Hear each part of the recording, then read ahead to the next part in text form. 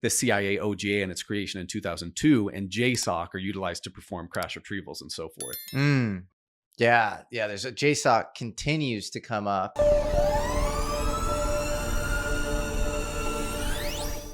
The technologies Randy saw, I want to focus specifically on the sphere that he said reacted to human consciousness. There is a mutual friend of ours that has observed that as well. Yes. And that is Jordan of Skywatchers, if we can talk about that. Yeah. When he was involved in the GATE program as a late teen, intelligence or military brass and suits and, eggheads brought in a case, opened it up, and there was the same exact sphere. That story continues to pop up. Yeah. It's either a sphere or a piece of metal, and they want to see. I just interviewed somebody yesterday, and I can talk about this because it's going to come out. This guy, Shane Frakes, Old Vet Symposium on Twitter, and he talks about being shown a sphere. And so it's the same thing, shown a sphere and seeing how the person would react and if they have some sort of psionic connection to it. And it's kind of the same thing as the Jake Barber story, where he locks on mentally to, in this case, the Aecon craft, but there is a mental connection.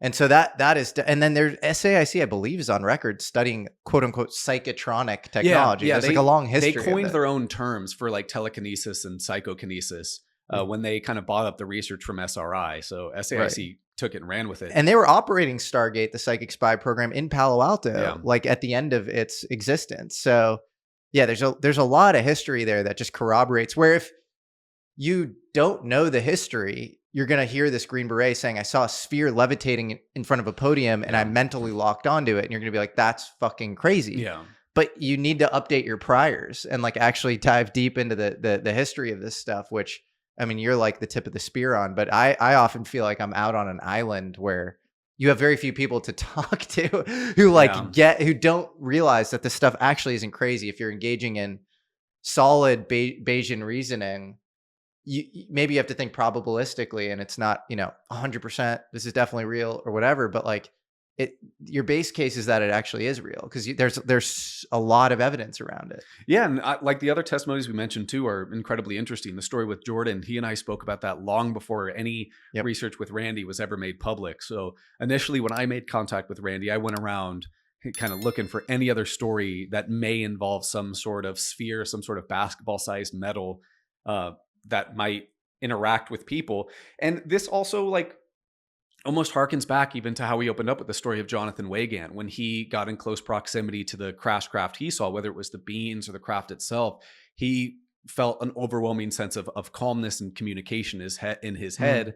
And we hear that from Jake Barber as well with the Aecon. You hear it in pretty much every alien abduction account as this sort of mental telepathic connection. And I do find it interesting. Certain people are down for like breaking exotic physics, breaking physics in the form of exotic flight principles and like metamaterials. But for whatever reason, so that like breaks our reality there, but they're not down for the mental thing. And it's like, why is that a bridge too far? If you've crossed this bridge is crazy. So you have to open up, all possibilities at that point. And again, think probabilistically. So maybe that second bridge is slightly lower probability than the first bridge. But I think people don't realize just how limited their thinking is around a lot of this stuff. Yeah, it's like what we talked about. Like my research mainly focuses on legacy programs, but I can't discount the research done at Stargate, the psionic stuff. I can't leave that out of the equation. I still need to study it always when it arises. Of course, And, and sometimes those bleed over into the realms I study as well. Because, we were talking about Stubblebine, who was interested in psychic spies. Then on the other hand, Stubblebine also has really interesting research into like UFO crash retrieval and legacy reverse engineering programs. So on one hand, he's kind of engaging with the more psychic aspect of the phenomenon. On the other hand, he's dealing with the really tangible program level stuff. I mean, Stubblebine created the U.S. Army INSCOM Intelligence and Security Command's Special Operations Unit, the Intelligence Support Activity. And I think 2002, right around the time the CIA OGA was created, the Intelligence Support Activity, which is a really, really like clandestine, secretive combat group, kind of like the CIA soldiers almost, was brought over to JSOC, the Joint Special Operations Command. And if we adhere to some excellent reporting by Chris Sharp and others, the CIA OGA and its creation in 2002 and JSOC are utilized to perform crash retrievals and so forth.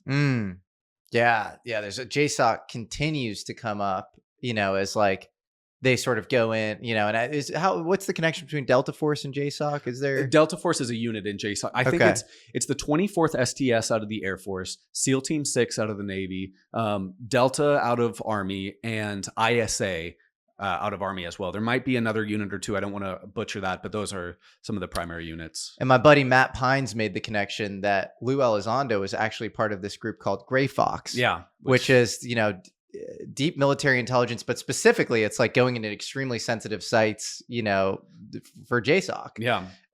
And so, you know, he might know a thing or two about UFOs from that, not just the OSAP ATIP, you know, whatever that experience was around 2007, 2012. So absolutely. And another interesting thing about Stubblebine, while we're talking about him, in the memoir Dawn of a New Age by Philip J. Corso stated he learned that in 1986, there was a group created called the UFO Working Group, which was created to study and kind of manipulate UFOs, reverse engineering, and so forth. And this was funded by the leader of U.S. Army INSCOM, which is, of course, Albert Stubblebine.